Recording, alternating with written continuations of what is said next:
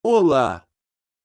Reflexão e paz. Traz hoje a história de Jezabel, mulher de Acabe, uma mulher de temperamento forte, e que dominou o rei Acabe. Então tá preparado para conhecer essa mulher chamada Jezabel. Vamos tirar algumas lições sobre ela. Então tá preparado para conhecer. Não esquecer de se inscrever, curtir, compartilhar e ativar o sininho. Jezabel foi uma princesa fenícia e esposa de Acabe, rei de Israel. Jezabel era filha do rei dos Sidonios Etaal. 1 Reis 16:31 diz que ela era sidoniana, que é um termo bíblico para os fenícios em geral, tendo seu casamento com Acabe sido o resultado de uma aliança que tinha como objetivo fortalecer as relações entre Israel e a Fenícia. A sua história é conhecida através do primeiro livro de Reis do Antigo Testamento. Sua vida é mostrada no livro de Reis como a esposa do rei de Israel, Acabe, que se mostrou promíscuo e fraco, deixando-se dominar pela mulher de forte personalidade. Jezabel é descrita como uma sacerdotisa dominadora e potencialmente religiosa e se denominava porta-voz dos deuses. Isso a categorizava como profetisa. Ao casar-se com o rei de Israel, ela passou a governar de acordo com a sua cultura e religião. Como mística, ela passou a ser considerada sacerdotisa e ensinadora. Em nenhum momento se sabe sobre sua conduta como uma prostituta, isso porque sua imagem mística impedia. Teve, com o rei Acabe, 3 filhos e portava-se como uma verdadeira mãe e dona de casa. Sua influência foi abalizada pelo rei Acabe, e cresceu superando os próprios rabinos e sacerdotes, submetendo-os às suas ordens. Israel, que já teocrático, passou a adorar Baal, e Jezabel cresceu politicamente e ordenava sobre o clero sacerdotal, obrigando os próprios sacerdotes israelitas a cultuar a Baal. Suprimindo os rituais mosaicos, Jezabel passou a cultuar Baal de forma ostensiva e dominadora, sacrificando crianças em nome da santidade e inocência. Sua atuação mística superava as expectativas dos israelitas que aceitavam tudo de forma normal.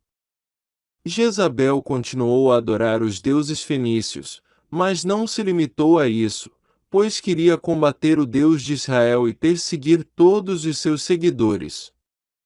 Recorreu ao dinheiro do tesouro público, templo de Israel, para sustentar os 450 profetas do deus Baal e os 400 profetas da deusa Zerá, deusa fenícia da fertilidade. No palácio real seria mesmo construído um templo dedicado a Baal. Aparentemente o seu próprio marido sentiu-se atraído pelo culto destes deuses, renegando Javé para segundo plano. Os sacerdotes e profetas israelitas foram eliminados ou então tiveram que se exilar no deserto devido à perseguição promovida por Jezabel. Um profeta até então desconhecido pelo seu nome verdadeiro surgiu confrontando-se com os ensinamentos de Jezabel. Sua mensagem era o que passou a ser o seu próprio nome, Elias, que quer dizer, Javé é Deus.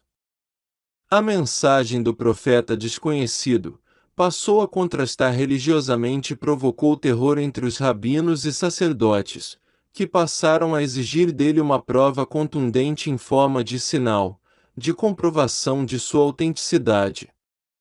Era necessário que Elias provasse o seu chamado por Deus, bem como a verdade sobre a sua mensagem. A resistência local contra esta política religiosa foi encabeçada pelo profeta Elias.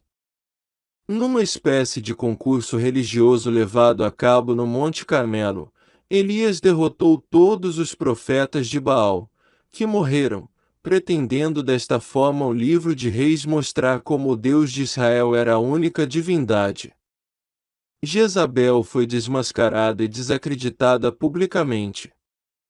Quando Jezabel soube disto ficou furiosa, pretendendo mandar matar Elias, que teve que fugir para Judá. O sinal marcante nos tempos de Elijah e Jezabel foi o grande desafio para essa comprovação. A proposta de Elijah foi a construção de 2 altares, o de Baal, conhecido como o Deus, e o de Abraão. O fogo incendiou o altar de Elijah, e o povo passou a hostilizar todos os sacerdotes que serviam a Baal e os mataram. Elias foi perseguido e refugiou-se após o sinal da chuva que havia predito. Seu ministério termina pela ordem que escolhe Eliseu como seu sucessor. Morte. Acabe desejava a vinha de Nabota, contígua ao palácio de Jezreel, mas este recusou-se a vendê-la. Sabendo disto, Jezabel envolveu-se na questão, enviando cartas em nome de Acabe aos chefes de Jezreel. O conteúdo das cartas ordenava a detenção de Nabote por blasfêmia contra Deus, e contra o rei e a execução deste por apedrejamento sob denúncia de 2 falsas testemunhas. Segundo a lei da época, a propriedade de alguém que tivesse cometido estas ações passaria para o rei. Nabote foi executado e Jezabel presenteou o marido com a vinha. Quando Elias soube desta ação, profetizou que os cães devorariam Jezabel e seus parentes no campo de Jezreel, e seus restos mortais seriam espalhados como esterco. Assim ninguém poderá dizer que esta era Jezabel. Um comandante chamado Jeú liderou uma revolta contra a família real, na qual matou o filho de Jezabel, Jorão. Quando Jezabel soube da revolta, pintou os olhos e adornou a cabeça, desafiando Jeú da janela do palácio. Este ordenou aos eunucos da corte que a atirassem da janela. Defenestração. Jezabel morreu, tendo seu sangue atingido as paredes e os cavalos. Uns cães que por ali passavam devoraram o corpo de Jezabel, exatamente como Elias profetizou. Depois de ter feito uma refeição no palácio, Jeú ordenou que Jezabel fosse sepultada, dado que se tratava da filha de um rei. De acordo com o segundo livro de Reis, os servos do palácio apenas encontraram o crânio, a cabeça, os pés e as mãos intactos. O texto sagrado aponta que os cães não comeram as carnes destes 3 membros. Por causa desta mulher, o nome Jezabel encontra-se associado na cultura popular a uma mulher sedutora sem escrúpulos. Lições de reflexões que podemos tirar de Jezabel. Devemos aprender que a pessoa com quem decidimos nos casar trará sua religião para o casamento. É importante decidirmos casar com alguém que vai ser fiel a Deus. Devemos buscar o reino de Deus em primeiro lugar em nossas vidas, Mateus 6, 33, e isso seria em relação à escolha que temos para um cônjuge também. A pessoa que nos casamos terá uma posição de grande influência sobre nossas vidas. Ela vai ter envolvimento em assuntos relacionados com o nosso dinheiro, nosso calendário, nossos filhos, nossas atividades e nossa adoração. É o melhor lugar de influência que uma pessoa pode ter na vida de outro. Essa influência pode ser tanto para o bem ou para o mal, dependendo de que tipo de pessoa que nos casamos. Faríamos bem em se casar com um cristão fiel. 1 Reis 21, 25 resume a situação. Não houve, porém, ninguém como Acabe, que se vendeu para fazer o que era mal aos olhos do Senhor, sendo instigado por Jezabel, sua mulher. Perseguição. Jezabel não era o ser perseguido, mas a perseguidora. Lemos em 1 Reis 18, 3, 4. Obadias temia muito ao Senhor, pois sucedeu que, destruindo Jezabel os profetas do Senhor, Obadias tomou 100 profetas e os escondeu, 50 numa cova e 50 noutra, e os sustentou com pão e água. 1 Reis 18, 13 Porventura não disseram a meu senhor o que fiz, quando Jezabel matava os profetas do Senhor?